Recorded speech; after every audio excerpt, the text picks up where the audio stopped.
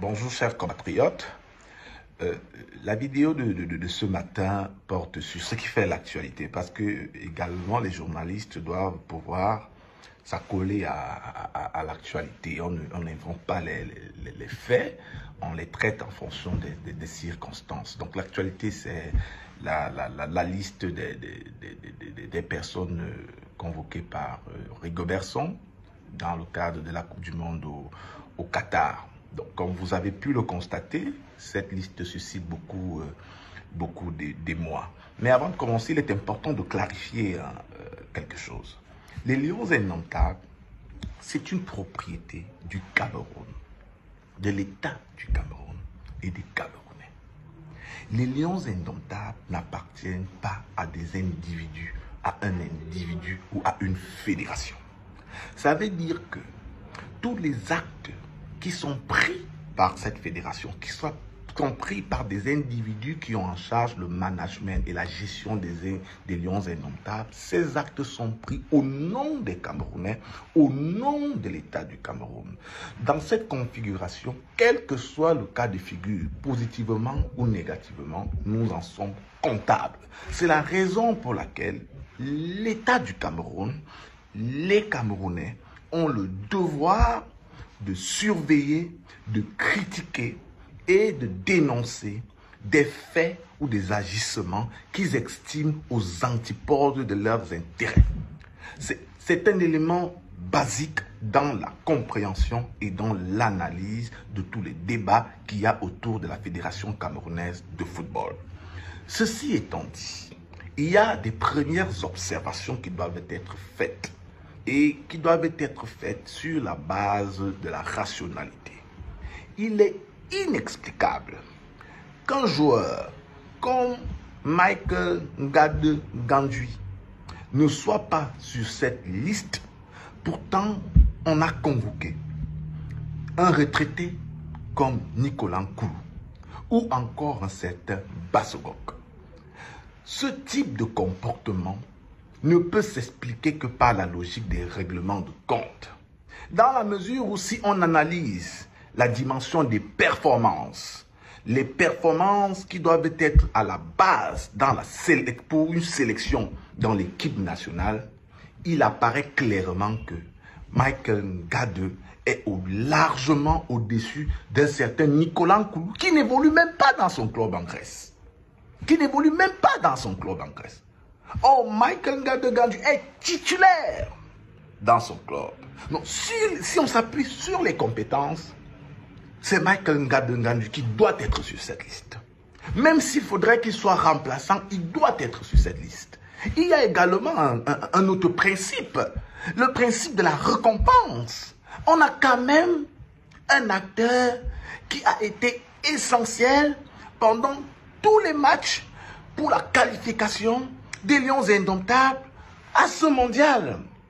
Et on se souvient notamment de cette déviation décisive à Karl Toko Ekambi qui nous fait marquer ce but de qualification à Blida.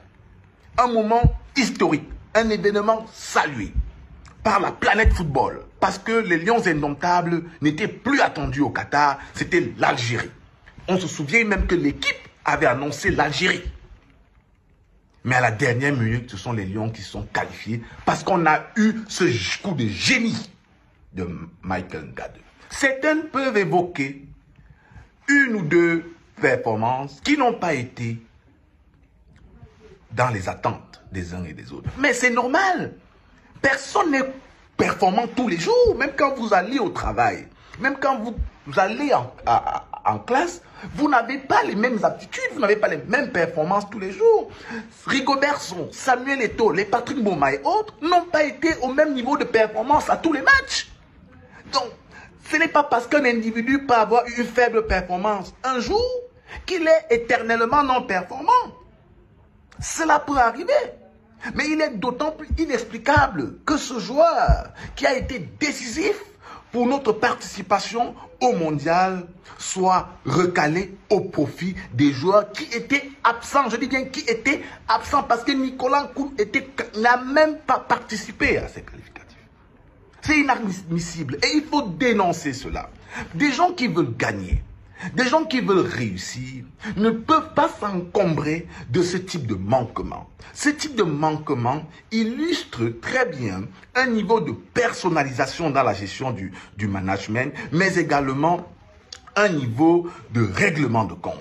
Pourquoi je parle de règlement de compte? Parce que cela fait plus de 2 mois qu'il y a déjà des rumeurs qui évoquaient la non-participation de Michael Ngade, mais également de Zambo Anguissa.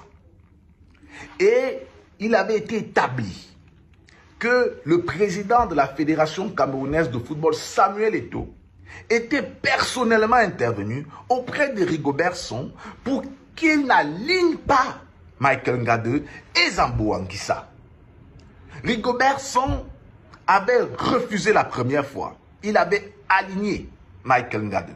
Mais Michael Ngade n'a pas eu la performance qui était attendue.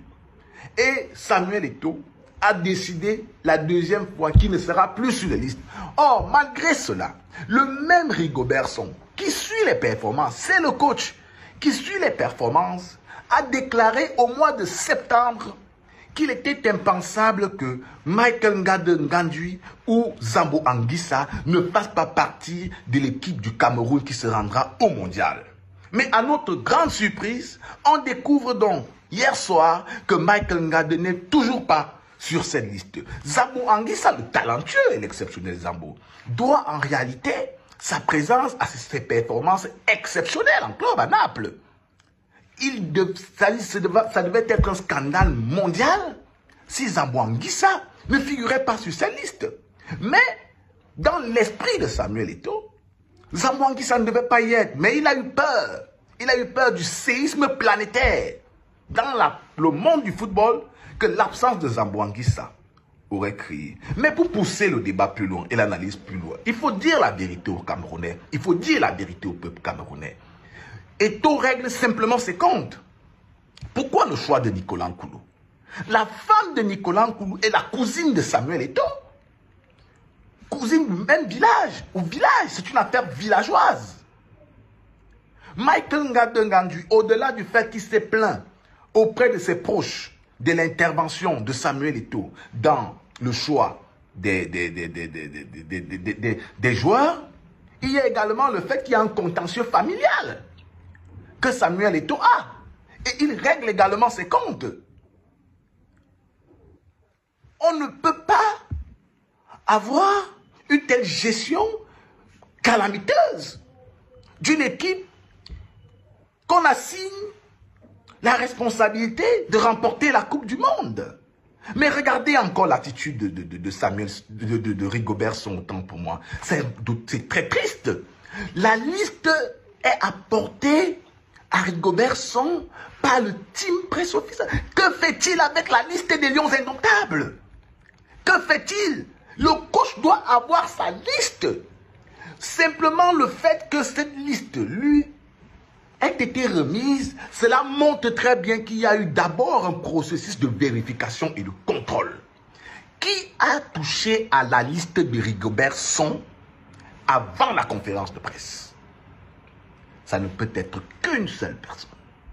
Ça ne peut être qu'une seule personne. Et c'est cette personne qui a validé les noms de tous ceux qui étaient présents sur cette liste. On ne peut pas réussir dans ces circonstances. La réussite, ce n'est pas la sorcellerie. La réussite impose beaucoup de rigueur, beaucoup de transparence et parfois de l'honnêteté. La réussite nécessite la récompense de ceux qui méritent. Il est évident que Nicolas Nkoulou ou encore Bassogok ne devaient pas être sur cette liste. À moins qu'on puisse nous convoquer des arguments mystiques, les sélections de ces deux personnages relèvent simplement d'un processus villageois. Et il faut le dire clairement dans ce pays, car les Lions indomptables n'appartiennent ni à la FECAFOOT, ni à Samuel Eto'o, mais au peuple camerounais. Leurs victoires, tout comme leurs échecs, nous incombent.